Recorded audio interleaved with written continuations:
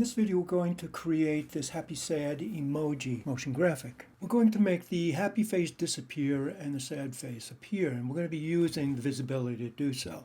So in my channel box, the word visibility, when it's on, the image appears.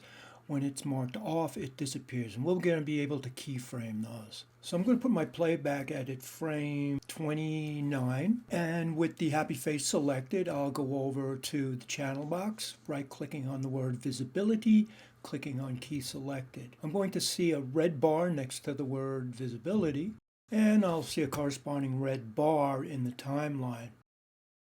Now I want to turn off at frame 30, so I'll go down to the bottom of the timeline and I'll select inside the box here and I'll put in 30, and then in the visibility I'll click on the word on and I'll put the word off in. Now this is at the same point I would like the sad face to come on, so I'll select the sad face and I'll go back one frame to 29, and once again I'll right click on the word visibility and select key selected, but I'm going to change it from on to off. Now I'm going to advance back to frame 30 and I'll select the word off for visibility and I'll type in on and hit return.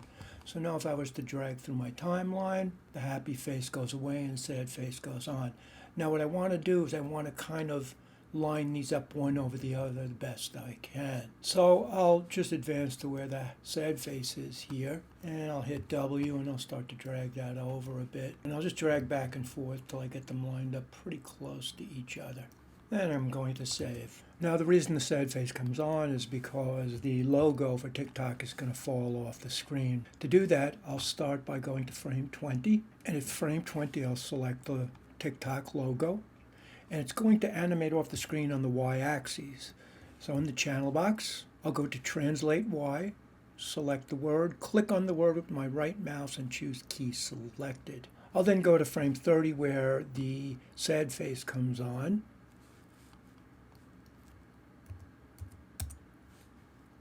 And I'll just drag it off the screen.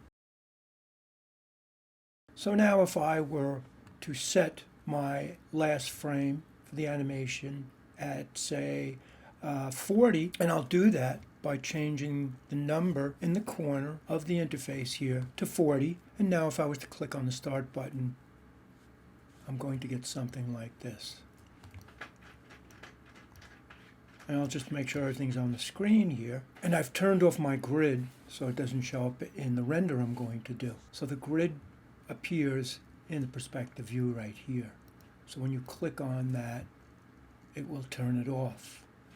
So with that turned off now, I'll deselect everything and I'm ready to render my animation. I'm going to do so by going up to Window, Play Blast. I'll go to the attributes for Play Blast. I'll set the quality for 100 and the scale for 100, and I'm going to choose time slider. What that means is that it will animate the frames 1 through 40. Now when I hit apply, it will generate a QuickTime movie for me. And all I have to do now is go to File, Save, name it, locate my folder, and save.